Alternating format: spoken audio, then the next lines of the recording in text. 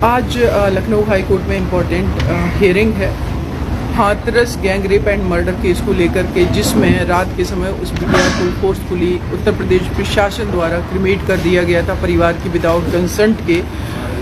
उस घटना का सो मोटो कॉग्निजेंस लिया था लखनऊ हाई कोर्ट ने। तो उसमें आज जजमेंट आना है और वो जजमेंट एक पार्ट का आना है, पूरे केस का नहीं आना है, एक पार्ट का आना है। माननीय लखनऊ बेंच ने, हमारी हाई कोर्ट ने जो है 3 पार्ट में केस को डिवाइड किया है, जो कि क्रिमेशन वाला केस है। 3 पार्ट में डिवाइड किया है। फर्स्ट पार्ट में परिवार को कंपनसेशन, परिवार के सदस्य को सरकारी नौकरी और साथ ही साथ उनको रिलोकेट करना, मतलब हाथरस से किसी दूसरी सुरक्षित जगह पर रिलोकेट करना, जहां पर मैंने कोर्ट को रिक्वेस्ट की कि इनको नोएडा में रिलोकेट किया जाए परिवार को, क्योंकि परिवार अभी भी सीआरपीएफ की सिक्योरिटी में है। डेमोग्राफिकल कंडीशन की बात करें, उस गांव में अभी भी जो एक्यूज्ड जिस परिवार समुदाय से आ रहे हैं उनकी संख्या ज़्यादा है, और ये जो वाल्मीकि परिवार है इनकी संख्या बहुत कम है, मतलब 2 परिवार बचे हुए हैं। सोशल आइसोलेशन में हैं ये लोग, मेंटली एक तरीके से कहेंगे इनका हरासमेंट हो रहा है, सोशल बाइकआउट इनका कर दिया गया है। तो रिलोकेशन की बात की थी। इन्हीं सारी चीज़ों पर आज जजमेंट आना है। दूसरा जो पार्ट है उसमें जजमेंट आएगा कि जो डीएम या फिर एसपी किसकी कंसेंट से फोर्सफुली क्रिमेट किया गया। परिवार की तो कंसेंट नहीं थी, हम सभी ने देखा रात में 2:30 बजे परिवार विनती कर रहा है, गिड़गिड़ा रहा है कि मेरी बिटिया को आखिरी बार देख लेने दो। तो परिवार की तो बिल्कुल कंसेंट नहीं थी। और ये बहुत सारे जो विजुअल्स हैं जो कि बहुत सारे मीडिया हाउसेज के थे, लोगों ने रिपोर्टिंग की थी, उन सारे विजुअल्स को देखा जा चुका है, जिसमें कहीं से भी ये क्लियर नहीं हो रहा है कि परिवार ने अपनी कंसल्ट की थी।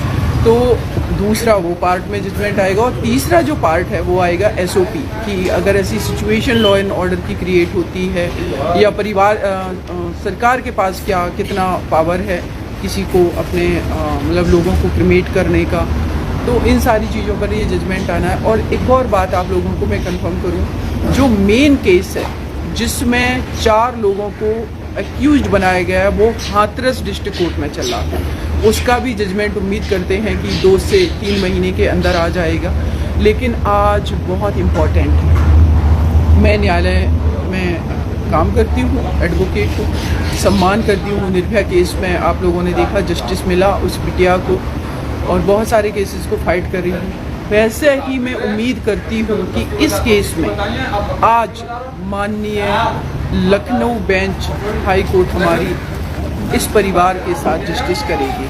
हालांकि उत्तर प्रदेश सरकार ने जस्टिस इस परिवार के साथ नहीं किया।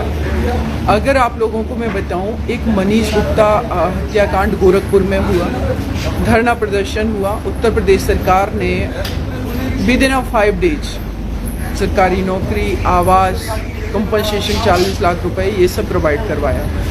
एक विवेक तिवारी हत्याकांड लखनऊ में हुआ था, आप लोगों को याद होगा। 2nd क्लास ऑफिसर की पत्नी को नौकरी, सरकार और आवास, 40 लाख कंपनसेशन 1 सप्ताह में उत्तर प्रदेश सरकार के मुख्यमंत्री जी ने दिया। मुख्यमंत्री मैं इसलिए कह रही हूँ क्योंकि मुख्यमंत्री जी ने आश्वासन इस परिवार को भी दिया था, लेकिन बाद में ये निरंतर हाई कोर्ट में डिनाई करते रहे।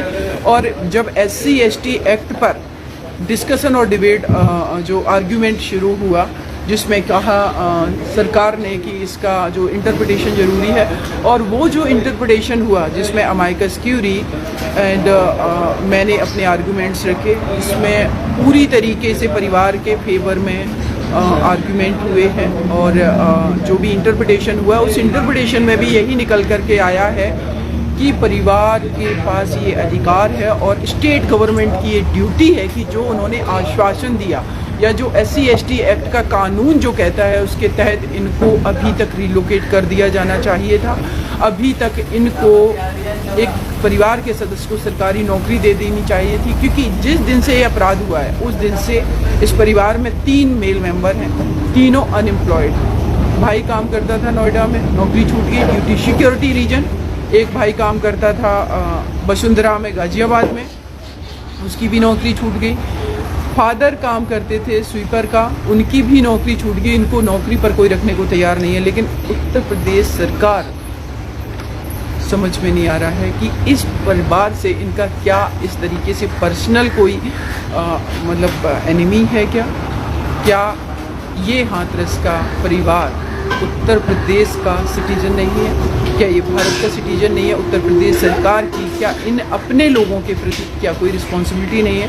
मैं उम्मीद करती हूँ कि उत्तर प्रदेश सरकार ने तो जस्टिस नहीं किया, लेकिन माननीय लखनऊ बेंच हाई कोर्ट आज ज़रूर इस फेवर में निर्णय देगी, ऐसे में उम्मीद करती हूँ। आप लोगों से मेरा अनुरोध है कि आप लोग ज़रूर इस लाइव को शेयर करें। मैं निरंतर इस केस को फाइट कर रही हूँ। दिल्ली से आज लखनऊ जा रही हूँ, रास्ते में बैठी हूँ एक छोटे से ढाबे पर चाय पीने के लिए। सुबह निकली थी 6 बजे और आप ही लोग मेरा साथ देने वाले, हमारे फेसबुक पे भाई बहन सभी लोग मेरे फ्रेंड्स, मेरे सपोर्टर हैं, मेरे साथी हैं और मेरे कहेंगे हमदर्द भी हैं। आप ही लोगों से अपनी सारी चीज़ें शेयर करती हूँ। उम्मीद है कि आप लोग शेयर करेंगे और मेरा सपोर्ट करेंगे और माननीय न्यायालय से भी ये अनुरोध करेंगे कि जिस तरीके से इस देश का आम पीपल न्यायालय की तरह एक उम्मीद लगा करके देखता है, उसको कभी वहाँ से निराशा हाथ ना लगे। जो उसका अधिकार है, जो उसका मानवाधिकार है, जो उसका मौलिक अधिकार है, उस मौलिक अधिकार का पूरी तरीके से संरक्षण हमारे न्यायालय की जिम्मेदारी होती है और ये कॉन्स्टिट्यूशनल प्रोविज़न है जिसको कि हमारे न्यायालय अवश्य ही समझेंगे। जय हिंद, जय भारत। आप सभी साथियों को आप लोग अपना ख्याल रखें, खुशहाल रहें, एक दूसरे की आवाज़ बनते रहें। अपने पड़ोस में किसके साथ क्या अपराध हो रहा है उन सारी चीज़ों को रोकें, एकजुट होकर के एक दूसरे का सहयोग और साथ दे करके आगे बढ़ें। अपने भारत को समृद्ध खुशहाल बनाएं, एक सिविलाइज्ड सोसाइटी बनाएं जिससे कम हाथरस जैसे केस ना हो, निर्भया जैसे केस ना हो, या कानपुर में संयुक्ता कुशवाहा बिटिया को 10वीं मंजिल से फेंक दिया गया रेप करके, ऐसे अपराध रुकें। तो आप सभी को बहुत बहुत शुक्रिया।